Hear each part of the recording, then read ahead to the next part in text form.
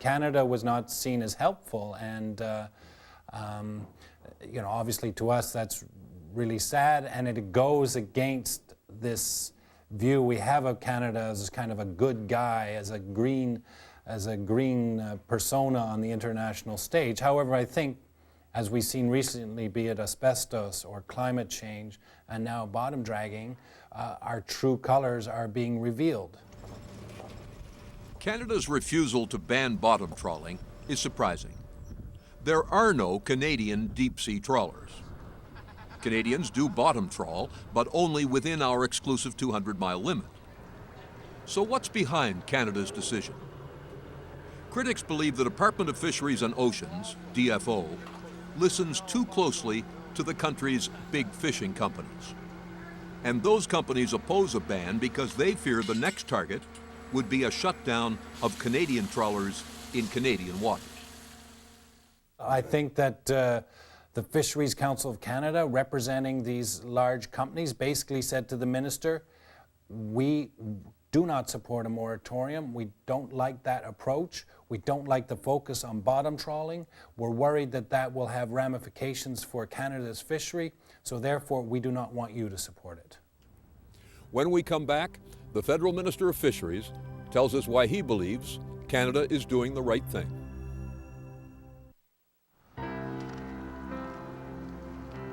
Canada's Minister of Fisheries is a Newfoundlander who fished as a boy and who's known the industry all his life.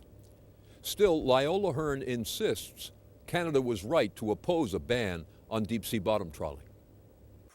Loyola Hearn says the issue of bottom trawling is just one small part of a major UN resolution on sustainable fisheries. The resolution itself was all-encompassing in relation to really dealing with creating a sustainable fishery, preserving the habitat, use of proper gear, use of science, using the precautionary principle, cracking down on offenders, closing port. It just went on and on.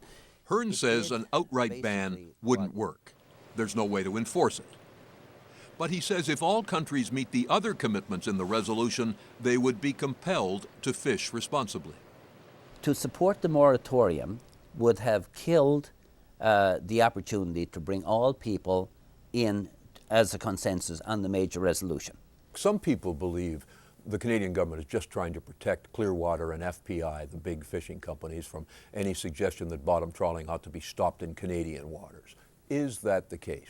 Certainly it is part of the decision, because we would, if we banned bottom trawling, period, across the board, we would wipe out many of the coastal communities in Canada, and certainly in other parts of the world. Look at Spain, Portugal, etc.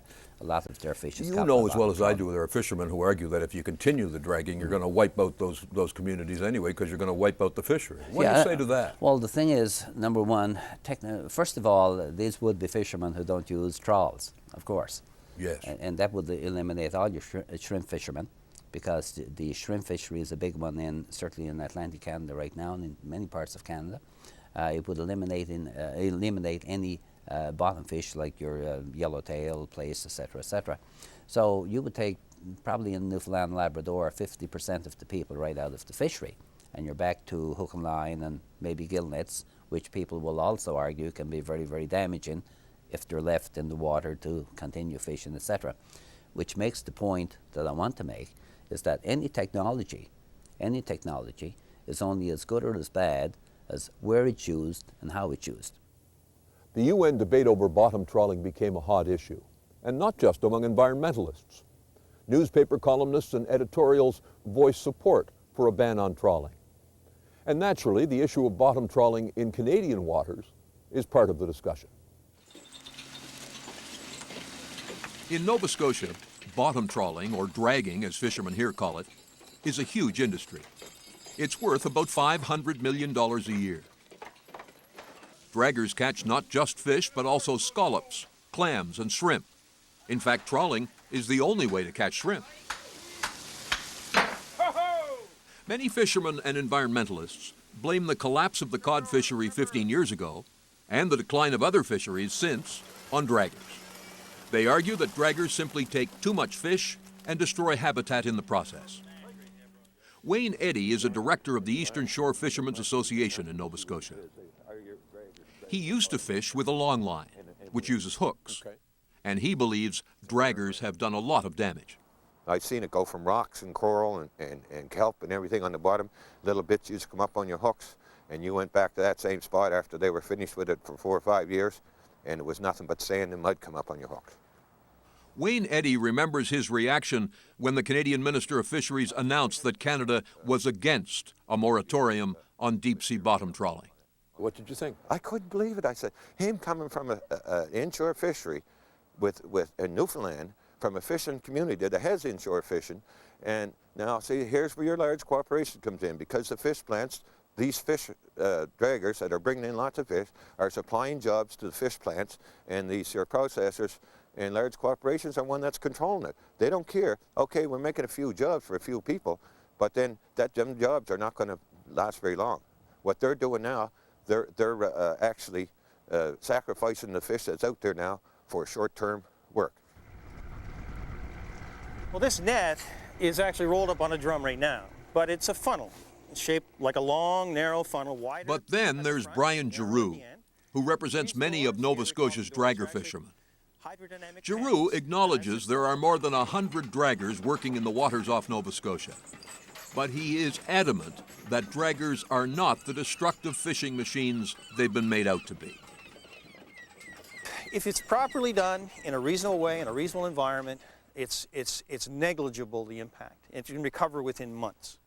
If it's in a very sensitive environment or an environment that has softer bottom and less energy, so to speak, then the marks may be visible for a long period of time. Large stretches of ocean floor off the Nova Scotia coast are nothing more than gravel. There's not much to destroy here, although no one is sure what was on the seafloor before draggers began their work in the 1950s. Brian Giroux contends that Nova Scotian draggers now avoid ocean bottom, which is environmentally sensitive. Environmentalists, he says, are attacking draggers to raise money. 25 years ago, if you wanted a housewife to send you money, you showed people a picture of a baby seal getting its head clubbed in. Well, now it's the dragger that's the being demonized, and send us money and we'll stop the dragger fisheries. Yeah, but the cod fishery, the ground fishery, collapsed in the meantime. That's what you seem to be neglecting. It didn't collapse. It didn't collapse because of this. There was. If the ground fishery did not collapse because of draggers, what caused its collapse? Massive environmental shift, for one thing. You can look at the temperature profiles here and see 6 and 7 degree differences in temperatures between now and the 60s. Are you telling me that dragger technology has had no effect on the decline of the Atlantic fishing? No, I'm not saying it's had no effect. Any technology, overused and or inappropriately used or not controlled, can have detrimental effects. Scientists can't say precisely why the East Coast fishery collapsed. They believe it happened because of a combination of factors, including overfishing.